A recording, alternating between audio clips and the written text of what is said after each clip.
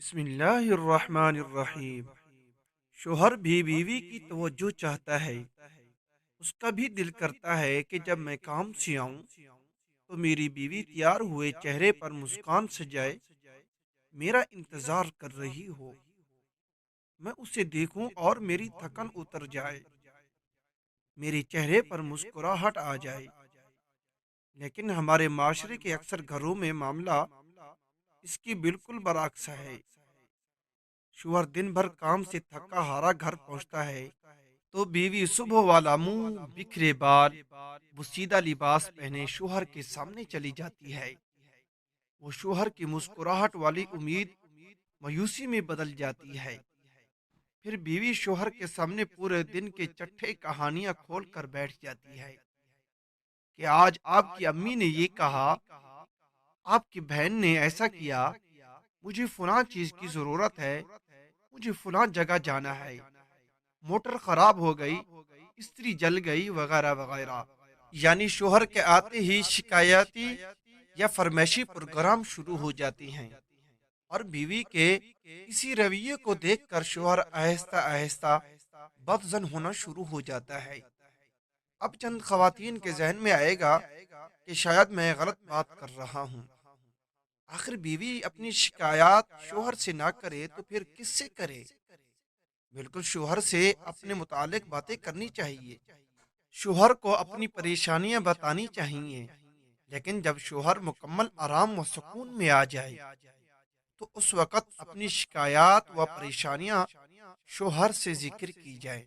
شوہر کے گھر میں آتے ہی یہاں وہاں کی لے کر بیٹھ جانا شوہر کے لیے نہایت تکلیف کا باعث بنتا ہے۔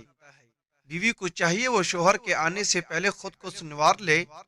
شوہر گھر آ جائے تو اس کے لیے پانی لے کر جائے، اس کے پاس بیٹھے، تھوڑی دل لگی کی باتیں کرے۔ اس سے شوہر ایک دم فریش ہو جاتا ہے، چہرے پر مسکراہٹ آ جاتی ہے، دن بھر کی تھکن ختم ہو جاتی ہے۔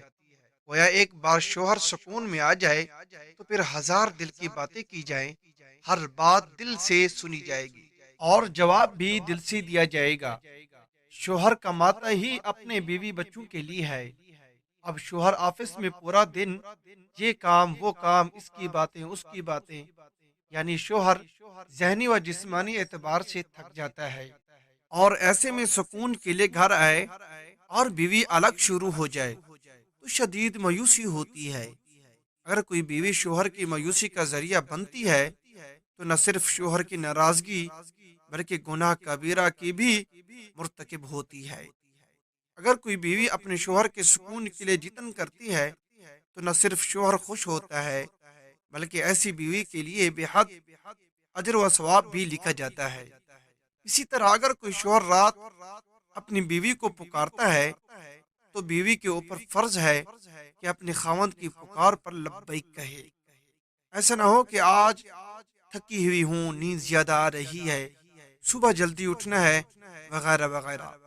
ایک حدیث نبوی صلی اللہ علیہ وسلم میں تو یہاں تک آیا ہے جس کا مفہوم ہے کہ اگر تمہارا شوہر تمہیں پکارتا ہے تو تم اس کے پاس چلی جاؤ، چاہے تم روٹی بنا رہی ہو۔ اسی طرح ایک اور جگہ ارشاد نبی صلی اللہ علیہ وسلم ہے جس کا مفہوم ہے کہ اگر کسی بیوی کا شوہر اس سے ناراض ہو اور وہ بیوی پوری رات ذکر اذکار و عبادت میں گزار دے تو اس کا کوئی عمل قبول نہیں ہوگا۔ لہٰذا بیوی کو شوہر کی پکار پر لبیک کہنا چاہیے۔ اگر وہ ایسا نہیں کرتی تو گناہ کبیرہ کی مرتکب ٹھہرے گی۔ لیکن یہاں مرد کو بھی تھوڑا ذمہ دار ہونا چاہیے کہ بیوی کے حال کو سامنے رکھے۔ اگر بیوی بہت زیادہ تھکی ہوئی ہے، نیند کا غلبہ ہے، سر میں درد یا کسی بھی حوالے سے طبیعت ناساز ہے تو بیوی کے آرام کو ترجیح دی جائے۔ ایسی صورت میں بیوی سے خواہش کا سوال کرنا بد اخلاقی کے زمرے میں آتا ہے۔ ایک سب سے اہم بات کہ آج کل اکثر و بیشتر خواتین شوہر کے غصے کو برداشت نہیں کرتی۔ شوہر کسی بات پر غصہ ہو جائے تو فوراً منہ پر جواب دیتی ہے، بدتمیزی پر اتر آتی ہیں، جس سے معاملات بہت زیادہ خراب ہو جاتے ہیں۔ مرد غصہ بازار سے نہیں خریدتا، مرد کے اندر غصہ قدرتی ہوتا ہے۔ غصہ مرد کی فطرت میں شامل ہے۔ ایک بیوی لاکھ کوشش کر لے اور شوہر کے غصے کو ختم نہیں کر سکتی۔ البتہ کم کرنے کی کوشش کی جا سکتی ہے۔ لہٰذا اگر شوہر کسی بات پر غصہ ہو جائے تو مکمل خاموشی اختیار کی جائے، چاہے بیوی غلطی پر تھی یا نہیں تھی۔ اگر غلطی پر تھی تو معافی مانگ لی جائے، اور اگر غلطی نہیں تھی تو بعد میں شوہر کو تفصیلی بات سے آگاہ کر دیا جائے۔ یہ ایک خوبصورت بیوی کی علامت ہے۔ غصے کے وقت مکمل خاموشی شوہر کے دل میں عزت بڑھائے گی اور اس بیوی کے لیے بے حد اجر و ثواب کا باعث بنے گا۔